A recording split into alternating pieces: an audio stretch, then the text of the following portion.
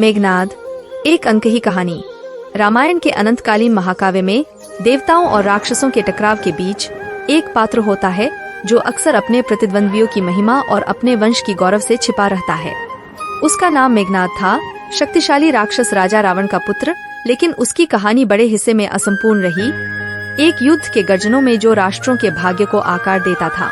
मेघनाद केवल एक सैनिक नहीं था, वह एक दार्शनिक भी था, युद्ध का कवि और एक राजकुमार जिसका हृदय अपने पिता के उद्देश्यों के कोलाहल के बीच भी शांति की अभिलाषा रखता था। जबकि उसके रक्त में राक्षसों की उस स्वायत्तता के साथ बचपन से ही उसमें अत्यधिक शक्ति और बुद्धि थी। उसकी धनुष की काबिलियत अविश्वसनीय थी और उसके वीरता की कथाएं दूर तक फैल गईं, जिन्होंने देवताओं का ध्यान भी अपनी ओर आकृष्ट किया। हालांकि उसकी युद्ध की क्षमता के बावजूद मेघनाद को पिता द्वारा चुने हुए मार्ग पर संदेह था। उसने उनके इस निर्णय पर उनके धर्मशास्त्र पर सवाल किया, जो उनके राज्य को घेर लिया और जो उनके वंश और उनके दुश्मनों पर दुख उत्पन्न करता था। रावण की सेना और भगवान राम की सेना के बीच युद्ध अपने चरम सीमा पर पहुंचते ही मेघनाद को अपने पिता के प्रति निष्ठा और अपने विवेक की शपथ के बीच में पाया। उसने युद्ध की भयानकता, परिवारों के अलग होने के दुख और अंतहीन संघर्ष की व्यर्थता का साक्षात्कार किया। युद्ध के बीच की शांत समय में मेघनाद ने प्रकृति की सुंदरता में आत्मविश्राम खोजा। युद्ध भूमि के ऊपर उड़ते हुए पक्षियों के गान में और हवा के संकुचित बोलों में भीषण युद्ध के बिना दुनिया की एक कथा ले गई।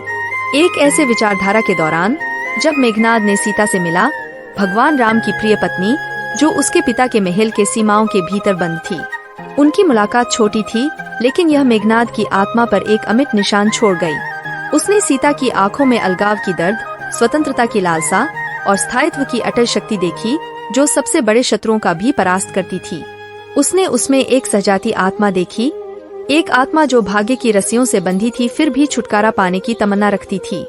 जैसे युद्ध चलता रहा, मेघनाद अंतर्द्वंद्व के भावों से जूझते रहे, जो एक पुत्र के रूप में और एक दुनिया की इच्छा के बीच फंसा हुआ था, जहाँ प्रेम नफरत पर विजय हो, जहाँ दया क्रूरता को जीते और जहाँ शांति सर्वोपरि रहे।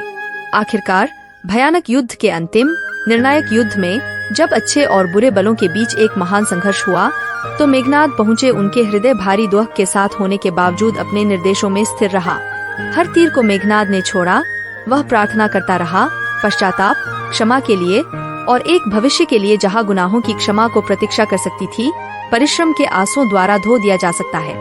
और जब धूल बैठ गई और युद्ध की गूंज चुप हो गई, तो याद आया न केवल विजेताओं या पराजितों ने मेघनाद का नाम, बल्कि हवाओं ने भी उसकी आत्मा को मृत्यु की अनंत धाराओं में फैलाया। क्योंकि इतिहास के लेखों में देवताओं और राक्षसों की कहानियों के बीच अक्सर गीतों के हमशक्ल ही वास्तविक मानवता के सच्चे स्वरूप को दर्शाते हैं, जो न केवल यश या विजय के लिए प्रयत्नशील होते हैं, बल्कि जहां रिश्तों की बंधन जाति, धर्म और आस्था के बाधाओं को तारने की वादी होती है। और इसलिए रावण के पुत्र, राक्षसों के राजकुमार की कहानी समय की रेत पर बनी ऐसी कहानी है, जिसने प्रेम, दया और निरंतर परायणता की समर्थ शक्ति के नवीन प्रमाणों की खोज की।